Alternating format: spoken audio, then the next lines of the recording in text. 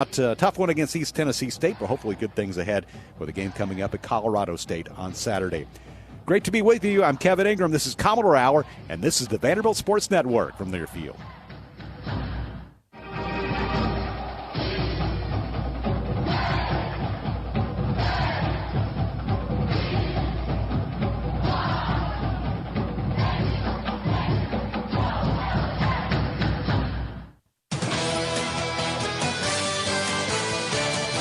Thanks for listening to Commodore Hour. Tonight's episode was brought to you by the Middle Tennessee Ford Dealers. Built Ford Tough. Ascend Federal Credit Union, the exclusive credit union of Vanderbilt Athletics. And by Gupton Chrysler Dodge Jeep Ram in Springfield.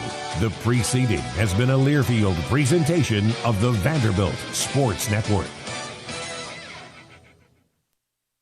Nashville's exclusive home of ESPN Radio. Locally owned. WBUZ HD3 Laverne. 95.1 Murfreesboro. Online at theGameNashville.com. This is ESPN 94.9.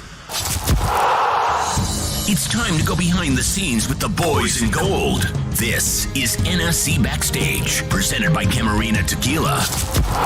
Hosted by Tony Husband and Jamie Watson on your home for Nashville Soccer Club. ESPN 94.9 and the Game Nashville app.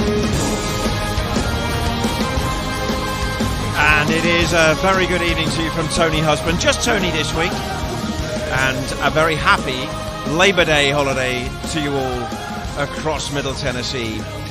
And what a weekend we've had. Our menu tonight on NSC Backstage, presented by Camarina Tequila, Dan Lovitz from the Boys in Gold. We will talk to him about Friday night's thriller against NYCFC. Another undefeated game at Nissan Stadium for Nashville SC. And he's a former Toronto and Montreal player. And so who better to talk about two upcoming road games than Dan Lovitz and the trip across the border. We also, of course, have had 43,000 fans at Nissan Stadium last night. US men's national team in action. Dan was among the crowd for that one. We will get his views on what he saw and what it all means after two winless games at the start of this World Cup qualifying campaign for Greg Berhalter's side. We'll also get a Canadian perspective on all this. Luke Warman called the game for TSN last night across the border, and he is right across all the MLS news with Montreal and Toronto, and so he will help us preview the weekend game at Montreal and then look a little bit further ahead to Toronto. All of this in the company as well of Max Hers, who's on the other side of the glass with us this evening. Max, I know you were at Nissan Stadium last night to see the US men's national team, your first World Cup qualifier in person. Enjoy it? It was special. It was a whole lot of fun. Really hoping for a second U.S. goal, which didn't come, but an amazing experience and great to see a crowd that really felt like it was a lot of Nashvillians, too. There were out-of-towners, but there were a lot of Nashville SC fans out there. It was a great buzz as well in the city during the day as well. All that, of course, came after, though, Friday night. Friday night lights, it always is in this part of the world, isn't it? And Friday night certainly was lit up by one man in particular who today was named MLS Player of the Week in Week 23 of Major League Soccer. It was a night where we saw more Mukhtar magic. Nashville goes over the top to Mukhtar inside the penalty area. Mukhtar! He scores! It's the breakthrough! Of course it's Hani Mukhtar! The league can't stop that man!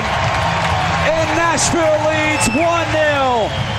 In the 30th minutes.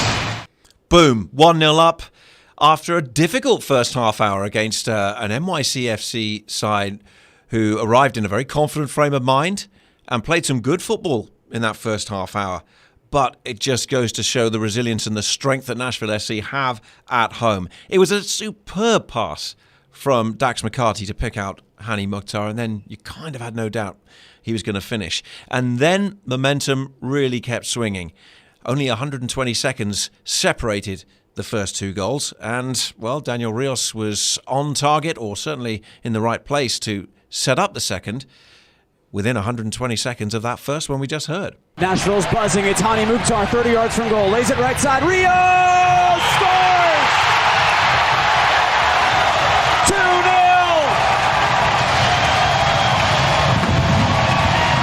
The king is back! Daniel Rios delivers! Wonderful ball from Daniel Rios, eventually ruled as an own goal. Vuklu Televic on his debut for NYCFC with a deflection into the net past Sean Johnson. 2-0.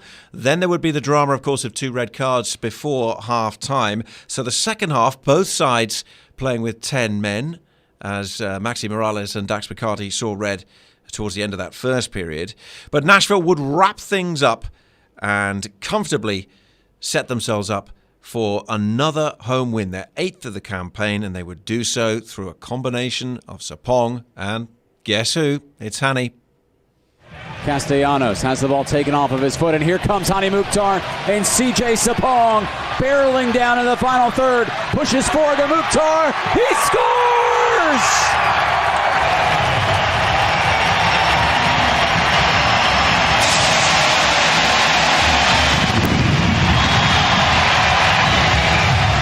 This is the battle cry of a contender. Nashville leads by an astounding 3-goal margin. And can anyone in America stop Hani Mukhtar?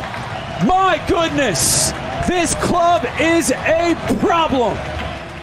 John Freeman on the call with Wes Bowling here on ESPN 94.9. And, well, setting out those questions. Let's just think about some of those questions right now.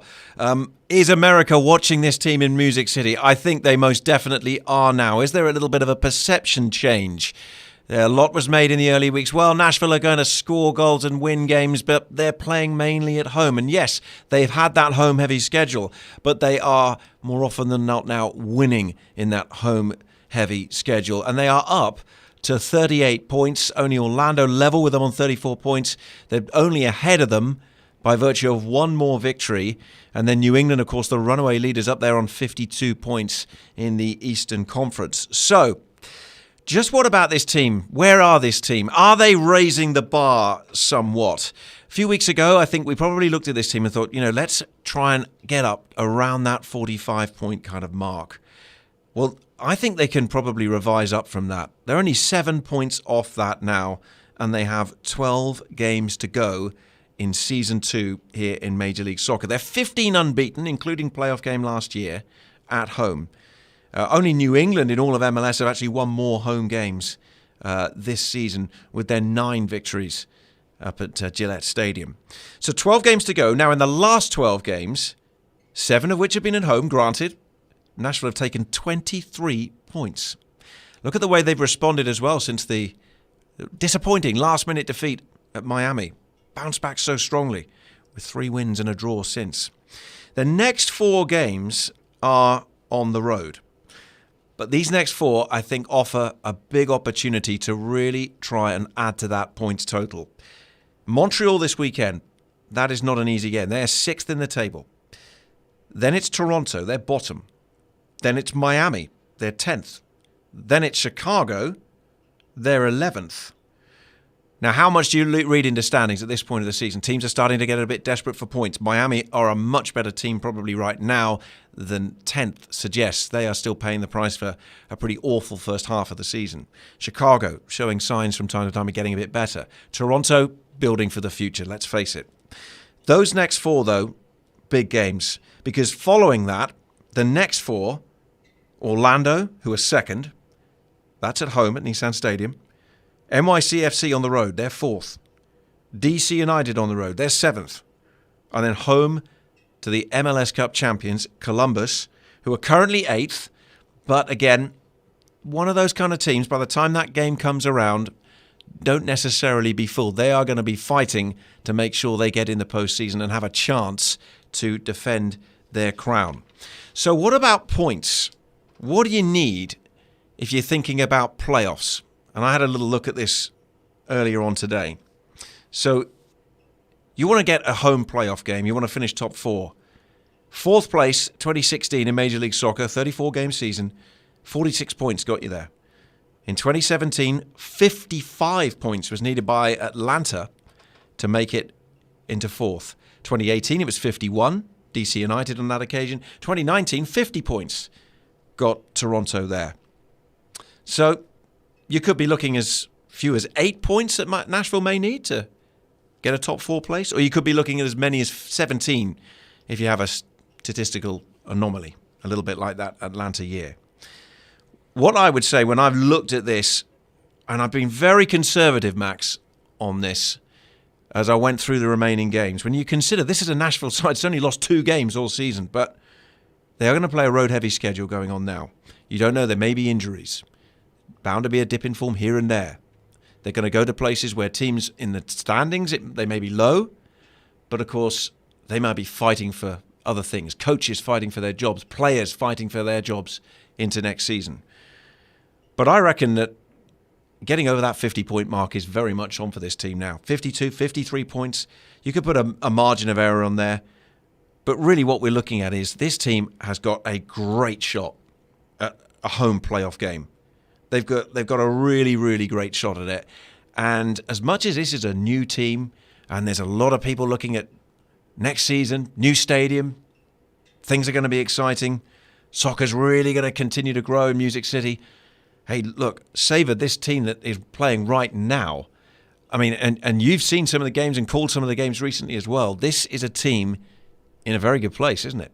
Yeah, and it is crazy to think about, like you said, only 3 home games left in this entire regular season, just part of sharing a venue with an NFL team for the final year. The Titans need it for a lot of weekend games, so that'll get you a lot of home games in the early season. And the road results have been there, and they finally got that road win too. So I think it has been proven now this is a team that can win on the road, and if they want that home playoff game, Tony, which we all have our eyes on, like you just said, there's going to have to be another road win or two, but they've proven they can do it now, and I think the schedule certainly allows another road win or two down the stretch. Yeah, and you know, this is at the moment a roster that is fully fit, and I'll say that again, it's got a player in Hani Mukhtar who really now is flying. MLS Player of the Week, huge influence. CJ Sapong, flying. Daniel Rios has come in the last 2 weeks. The thing I like about Rios, big fan favorite as well, things seem to happen when he's on the field. You know, and that's a great quality. That's a quality you can't really coach. That's just something that's a presence somebody has. So it augurs well. It augurs well. That was Friday, and we'll break down more of the mood in the camp with Dan Lovitz. Let's just reflect a little bit, Max, on Sunday night. I know you were there at Nissan Stadium. I was there as well. It was nice just to be in the crowd and watch a game for a change. Was the message, do you think, sent out to US soccer? Look, give us this World Cup soccer. Let's see Music City really show off in 2026, because that's the big prize, isn't it? And thankfully, it didn't really matter what happened on the field for the soccer fans of Nashville in one sense last night, because part of it was about showing off this city, showing off this area, and saying, bring us the World Cup. Yeah, I hope they weren't judging us based on the result, because I know a lot of the U.S. fans came away wanting more out of that one, especially with it being the first home match of this World Cup qualifying cycle.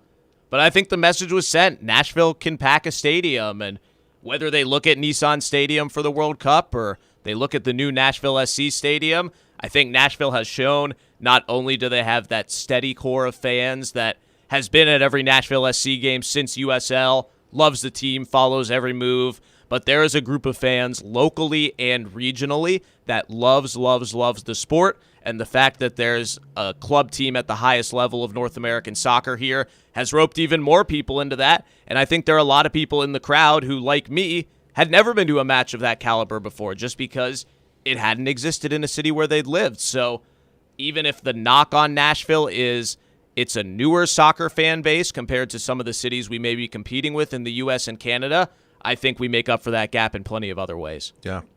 As for the action on the field, well, U.S. had a disappointing result. Ultimately, 1-1 tie. That's 2 points from 2 games. Big thing I'd say, There are 13 games left in this octagonal. That's a lot of points. This team's just looked a bit disjointed the first couple of games. And I'm not entirely surprised that they are. If you look at the summer, they played Nations League and Gold Cup. They effectively had two groups. You could even put a third in if you talk about the Olympic qualifying that happened earlier in the year as well. And you're trying to kind of bring this disparate group all together now, the kind of MLS-based group, the European-based group. Only 3 starters in Nashville last night started the Gold Cup final. And that was where all the momentum came from. So you can understand that this is a team that has to gel. But you don't want to be leaving too many points on the board early on, because then you're chasing and then the pressure can build. And the pressure is there for this team, but the pressure's there because this team looks like it could be a good side. This is a side that can really compete. They've got the players now. So 13 games. I'm still going to say, Max, right now, I'd be amazed if this group cannot get in the top 3, which is what they I hope need. you're right. I would be amazed if they can't do that. But pressure can do funny things. We'll get Dan Lovitz's view on that as well. And we're going to talk the boys in gold and this wonderful season 2. All of that is coming up after the break. You're listening to NSC Backstage, presented by Camarena Tequila.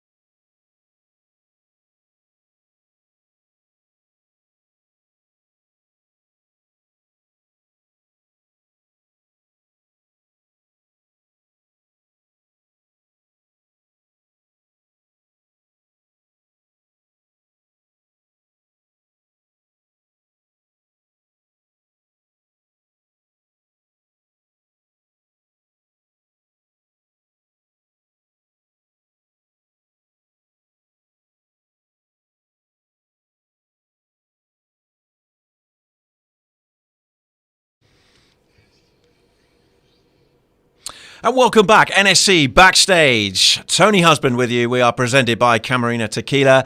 It's time to really take you backstage, behind the scenes. Our special guest this week is a man who turned 30 on August 27th. He played for Lower Merion Soccer Club and is a Philadelphia native. 4 years at Elon Uni, a Southern Conference all-freshman team player. He was drafted by Toronto in the MLS draft, but would see more game time with Montreal. And now, of course, he's one of Nashville's original MLS boys in gold. 165 MLS appearances under his belt. It's a very good evening. Dan Lovitz. Very happy to be here. Thank you guys for having me. No, it's great to have you. And as we like to give you guys the build-up. Jack Mayer enjoyed this build-up. Alistair Johnson enjoyed the build-up. We give you the full CV of these players and show what you've done in your great professional careers already. First of all, Dan, I know you were at the stadium last night to see US men's national team. Quick takeaway on that game, and you would have been frustrated like all US fans, I'm sure, but Alistair Johnson on the field as well for the Canadians. But what was your takeaway from the action last night? I mean, first of all, it's just a special experience to be there, and just to be in the market and see the fans turn up and make an incredible atmosphere. I thought the game had moments where it was incredibly electric, which was always fun.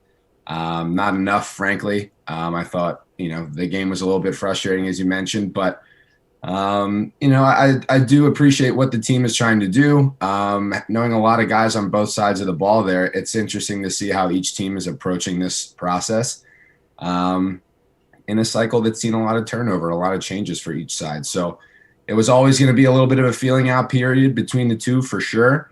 But this is what it's all about. The games are always going to be tight and the margin for error is super small. And I think that's what happened on the goal the U.S. conceded. And obviously we were able to be a little bit more dangerous and benefit from it and capitalize on it with the goal from Brendan Aronson. So obviously we want to see a lot more goals in the back of the net as we start to get through this process. But a lot to play for still, obviously. 2 points from 2 games. A lot of people, a little panicky, thinking, we needed this, makes Honduras must win this week. Where do you sit on all this, considering there's a lot of games to come?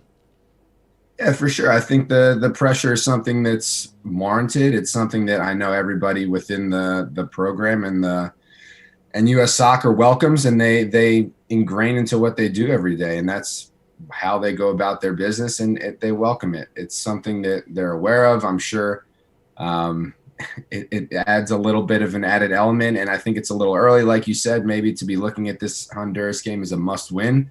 But I think they go out and they try to win every single game. I think they're very process-oriented.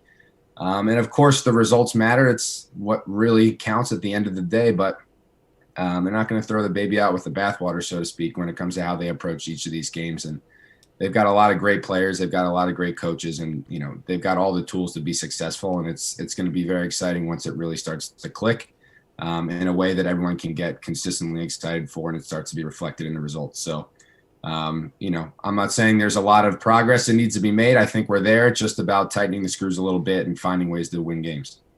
Let's turn the attention then back to Nashville SC. We heard the goal calls from Friday night.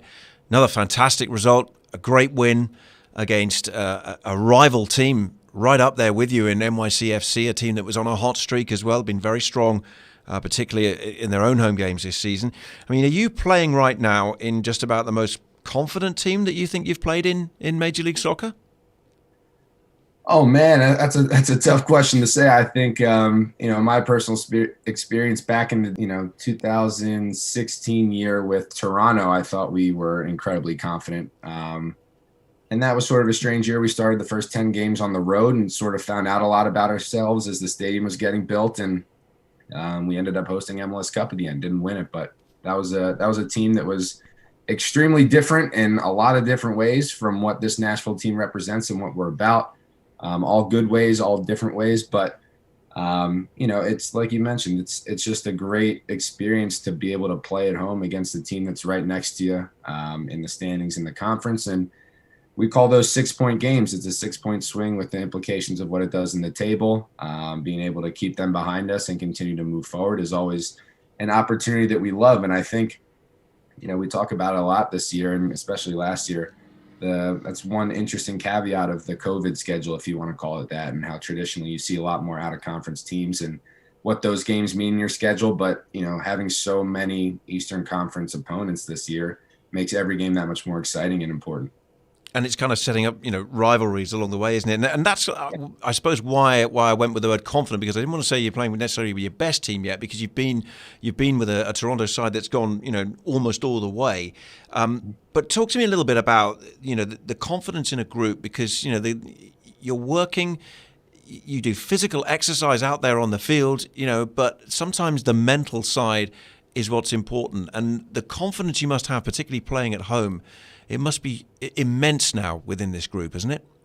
Yeah, it's huge. First and foremost, it's about looking around the locker room and being able to look guys in the eye before and during the game and after the game and know that everyone's on the same page. I think that's for one reason or another very hard to come by at any level in sport, let alone in professional sports. You got guys in different ages, phases of their career, all this other stuff that accompanies the professional game is difficult. Whereas in college soccer, you're living with all these guys. They're your best friends. You have class, and that sort of gelling effect becomes natural. I think this is the most fun I've had playing in a very, very long time, maybe even since college. And it's a testament to the guys we have and the coaching staff and just the way the club goes about things. It brings the best out of, everybody, I think. And so it's just a pleasure to be able to play at home against teams, like I said, that are close to you in the standings. And then just know that we have a very tough slate ahead of us. I think, like I said, I've experienced it in one dimension of playing all of your away games at the beginning of the season and how that can be valuable. But obviously we've had a ton of home games to open up this year. And I think that was very valuable in getting fans back out there and playing an exciting brand of soccer. I think that really helps, and it's galvanized our group a lot. And to sort of be able to tighten that screw again, like I mentioned before, and starting to turn a lot of these home results into wins, it's just good for everybody. And it sort of emboldens us as we go away to these longer stretches on the road where results may become a little bit more difficult to come by. But I always think that the most important thing, like you mentioned before, is the confidence that you go into these places, and to have it coming off the back of a few good home results and being difficult to play against on the road, I think is huge. You've shifted across from the ever-present position of left back or left wing back to playing right wing back. Take us backstage, if you like, into when Gary Smith first made that adjustment. And what it's been like to play on that side of the field and see this same team, but from a very different position on the field. Yeah, I think it's something. Well, initially Gary needed to, be a little bit creative with how we're going to line up, given the absences and some injuries, and of course everyone's dealing with the health protocols the last year and a half. So we've been shuffling things around a little bit of musical chairs. It seems like at times, with all teams are dealing with it in some form or capacity. So he asked me if I'd be comfortable shifting over there.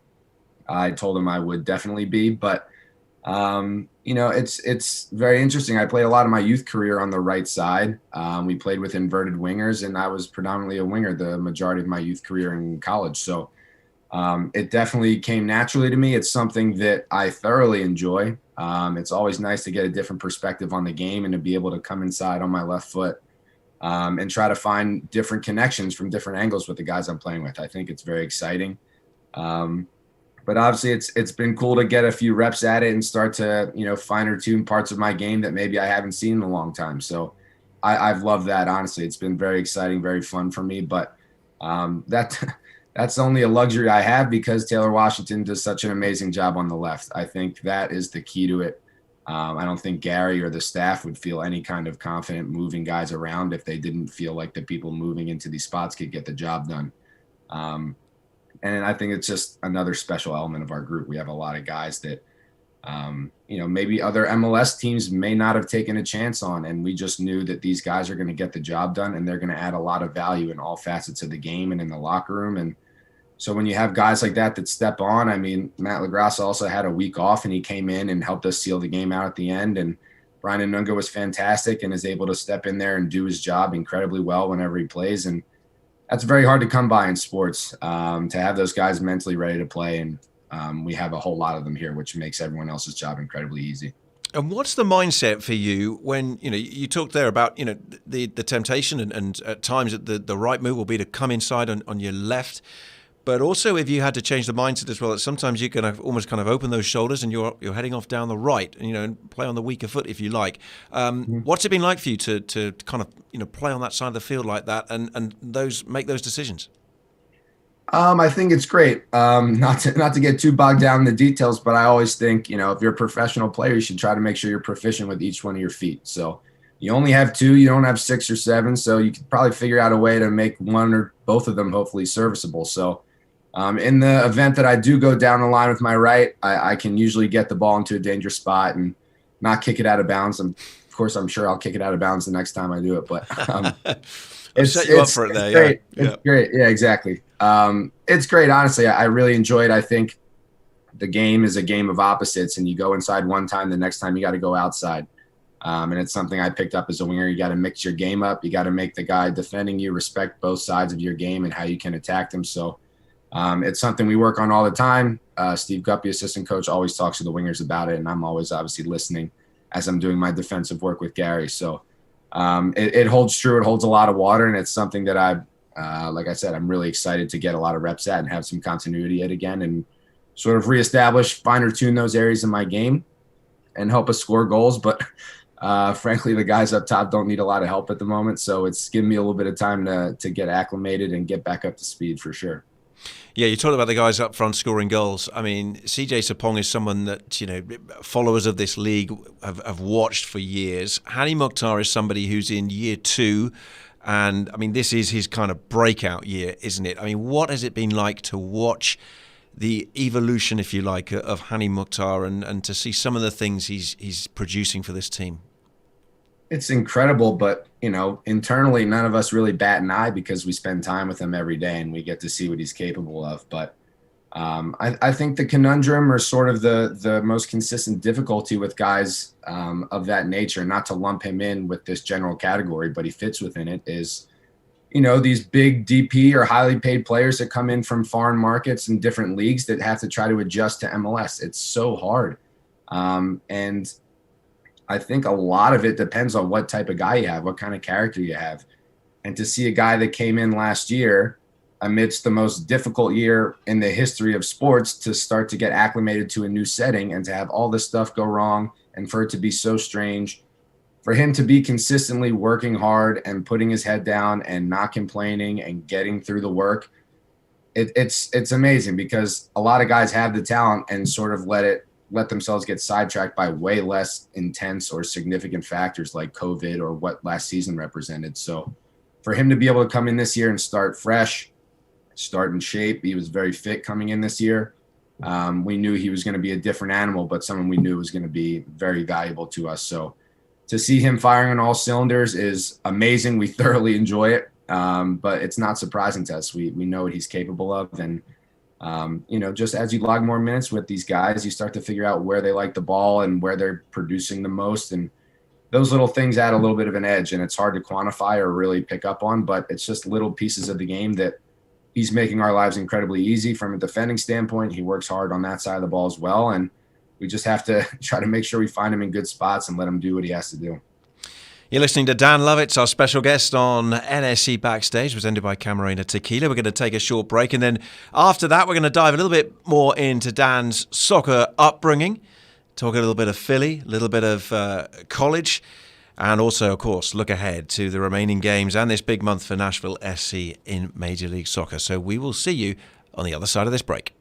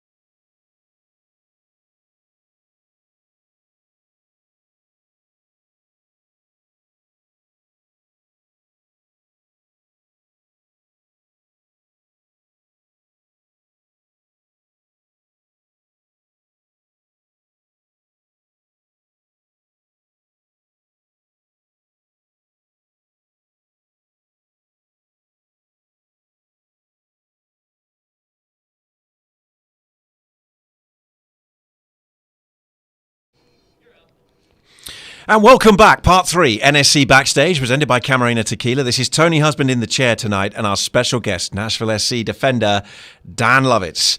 So, Dan, we're going to wind the clock back a little bit on your soccer career. Let's take it back to where you first started playing the sport. You're a Philly boy.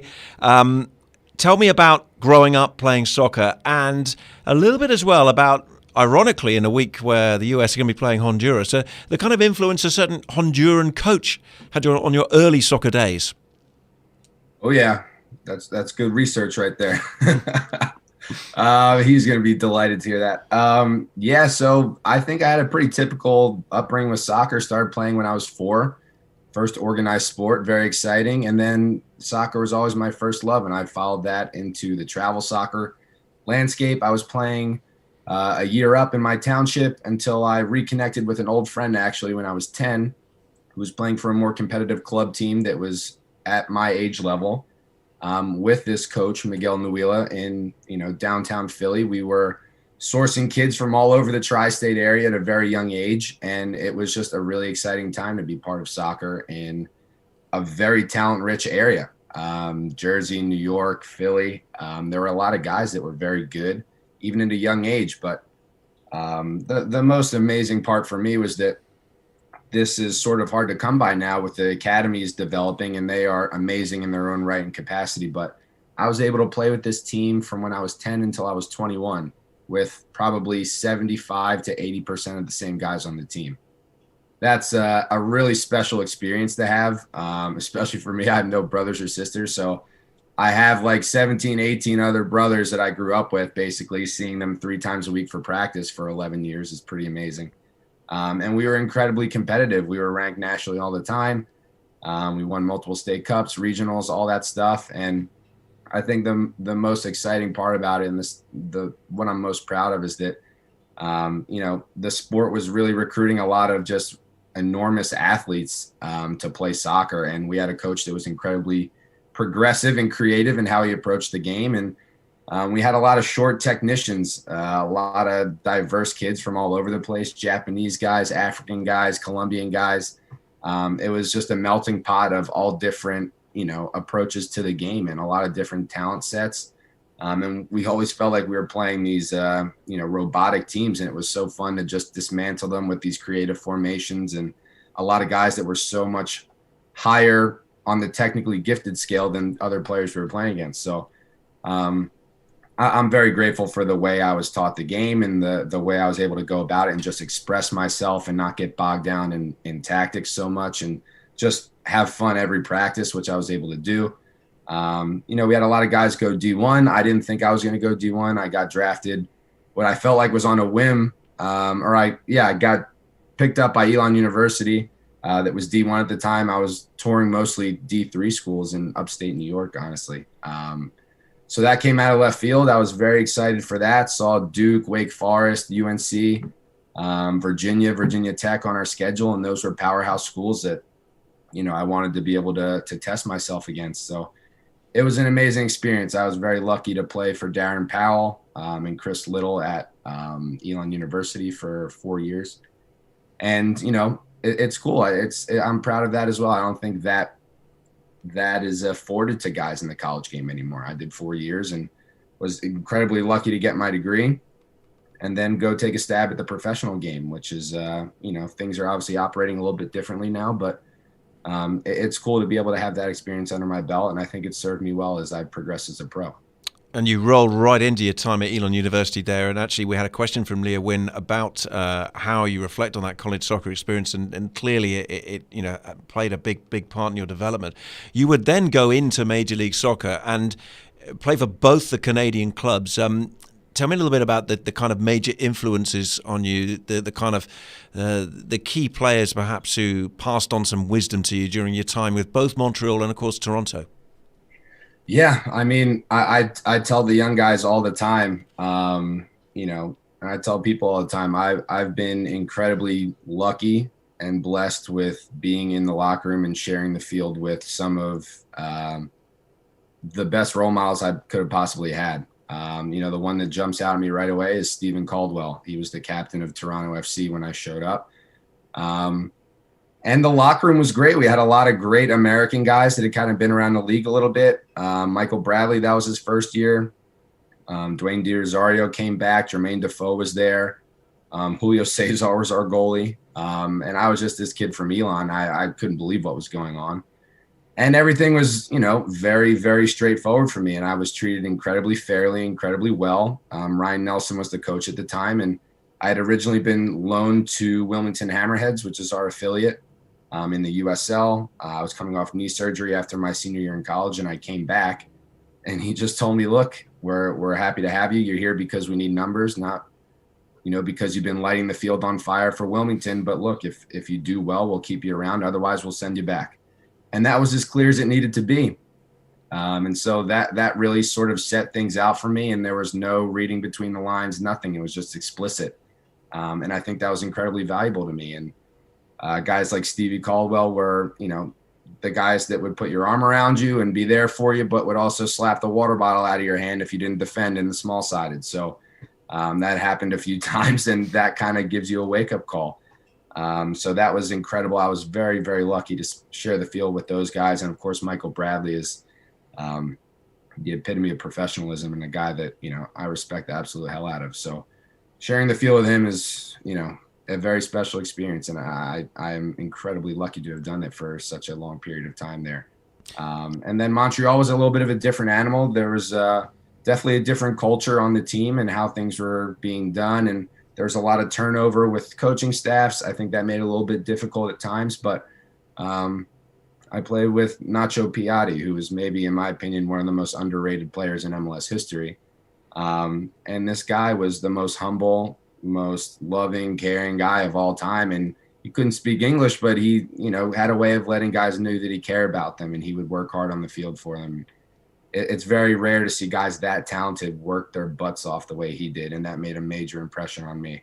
And just to have so many guys from all over the world that had played in big Italian Classicos and played in the Premier League, played all over the place. Bakary Sagna shows up. He's our right back playing across the side for me. I couldn't believe it. And he's one of the best guys I ever met in my life. I'm sure anyone that's met him would say the same, but it's just an incredible experience, honestly. And I get to come here, and then I'm stuck with guys like Dax McCarty and Anibal Godoy, and they're just horrible to be around all the time. I mean, are you passing on now? You talked about that there. There you are, a young guy, and Stephen Caldwell's there, bashing the water bottle out of your hand if you're not doing the job right. I mean, Have you passed on, some of that as you look around at a roster now that has a Jack Mayer, has an Alistair Johnston, has, young players finding their way? Has the role flipped for you now? Do you provide that kind of mentoring? Yeah, I mean, I wouldn't, it's weird for me to think of myself as a mentor, but I think I've had such valuable experiences, and I have my own style of doing things. There are things I really like about the guys I had, exposure to at a leadership level, and there's stuff that I really didn't like. So I just try to, take on board what I really want to progress, and I think should continue to live on in locker rooms and live on in cultures of successful teams, and, make it my own a little bit. So again, it's I have the luxury here of being able to pick and choose my moments to talk to guys and be a positive influence, or, be somebody that's more demanding at times, for sure. And that's, just the right that I'm afforded because I have guys like Dax and Godoy and Joe Willis that have been in the league and are just stand-up guys and make everything so easy. And there's no friction in where the team's going and what people's motivations are. And it's a really, really delightful experience.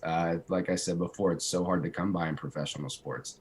It's a pleasure. Yeah, absolutely. Now, we got some quick fire questions before we head to the break, and we let you go. So these are some questions that have come in through the day. And actually, you mentioned a certain Dax McCarty. There's a certain Jen McCarty who has asked us this question. Is it true you cut your teammates' hair?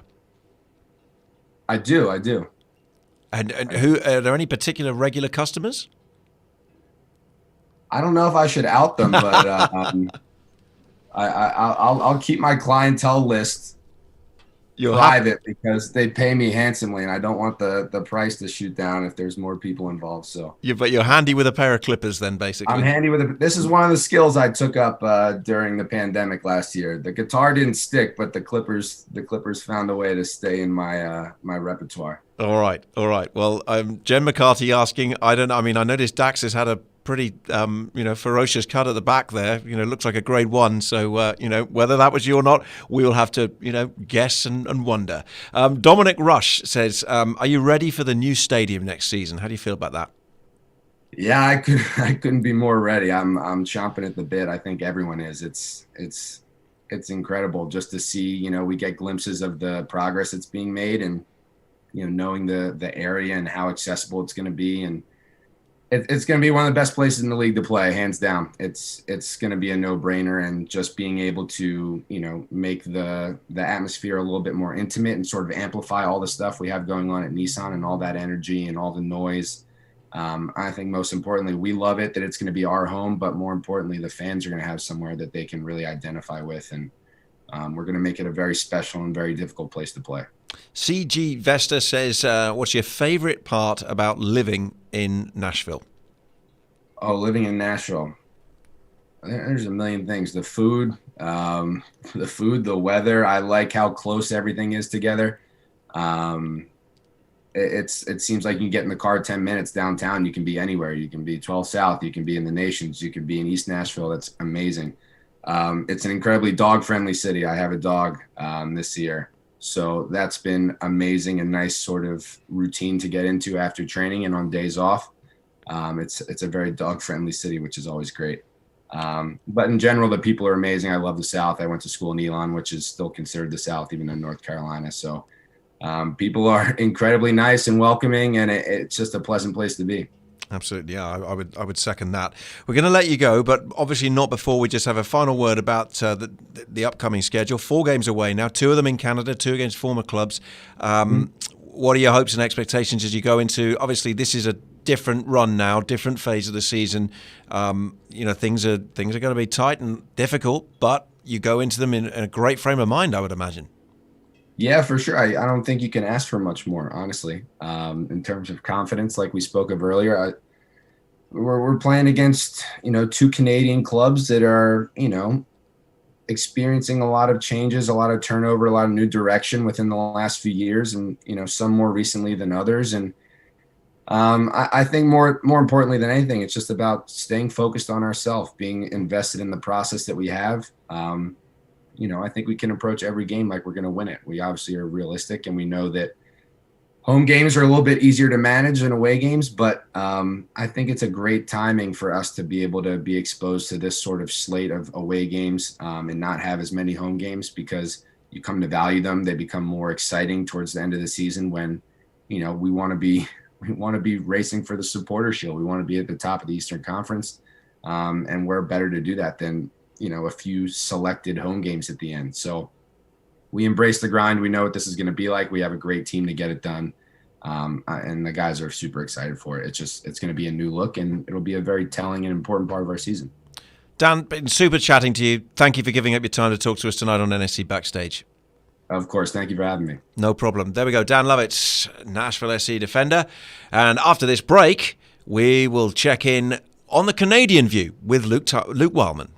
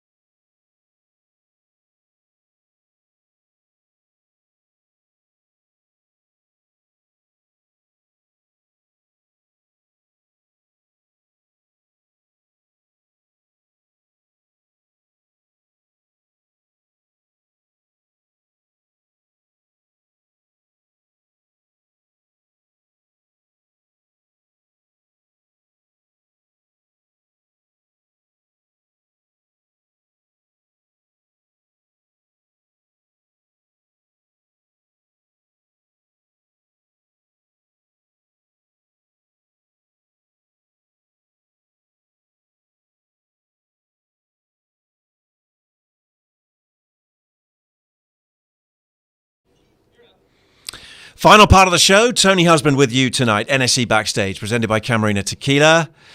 Big soccer week, of course, we've just had, and it was a big Sunday night in Music City. A 1-1 draw between the United States and Canada. Let's get the Canadian perspective and look ahead to the boys in goal's next 2 road trips as well in Major League Soccer by talking to the voice of MLS north of the border and indeed, of course, TSN's Canada commentator, Luke Warman. Luke, thanks for joining us again.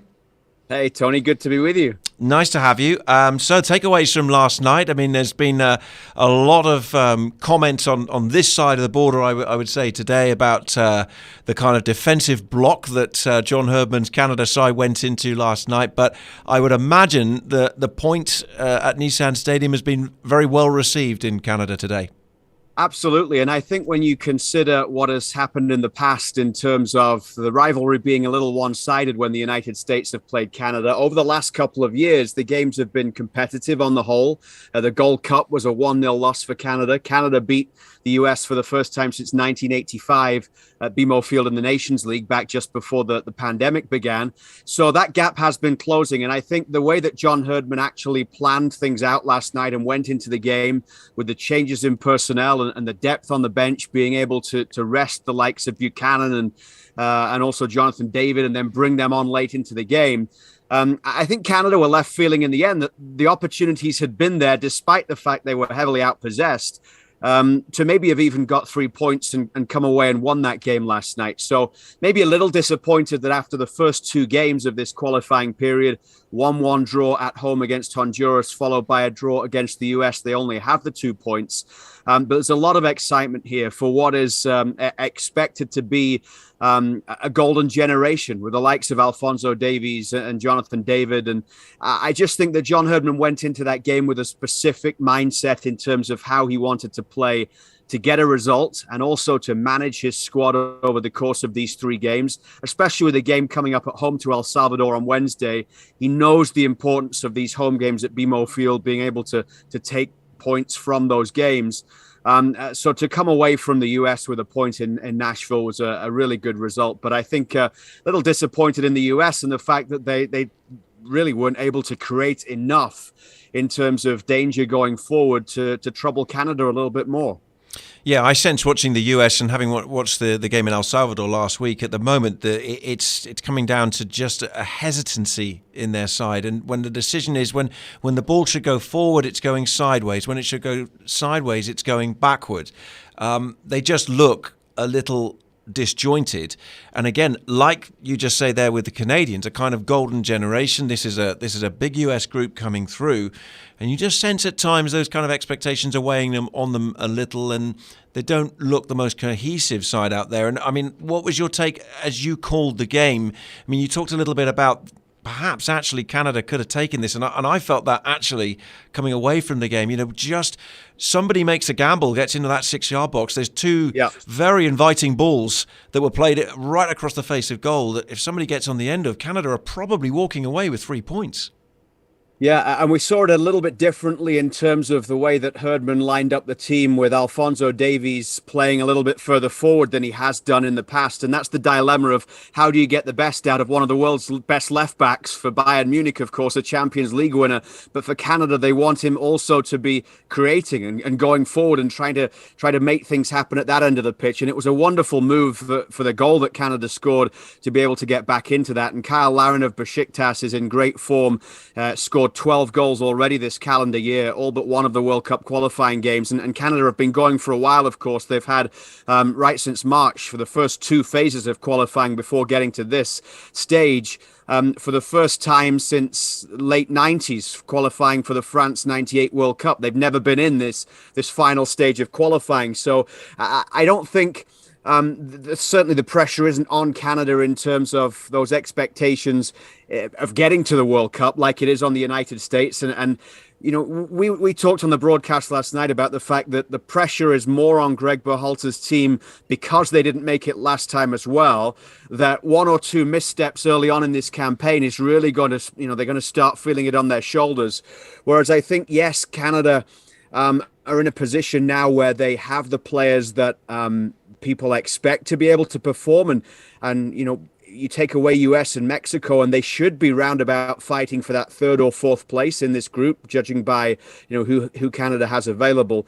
But they're still, this is the first time that all of those players on the pitch had ever been in a final round of World Cup qualifying game against the United States. So they're learning as they go on. And, we saw that a little bit the first 45 minutes against Honduras at BMO Field, that this isn't Aruba or Suriname anymore. This is, the real deal.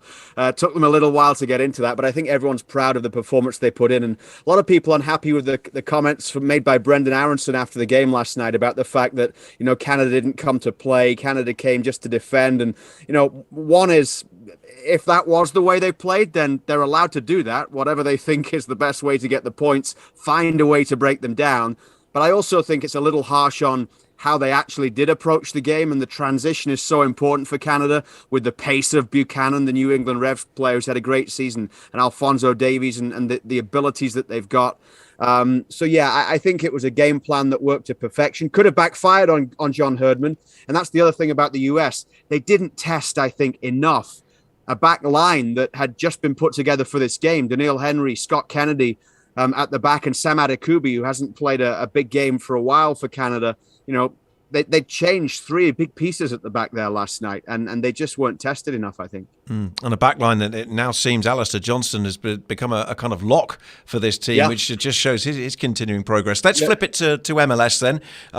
So Nashville go to Montreal this weekend. 2 quite interesting games they've had with Montreal this year. Coming back from 2-0 down in April in the kind of crazy early weeks of the season.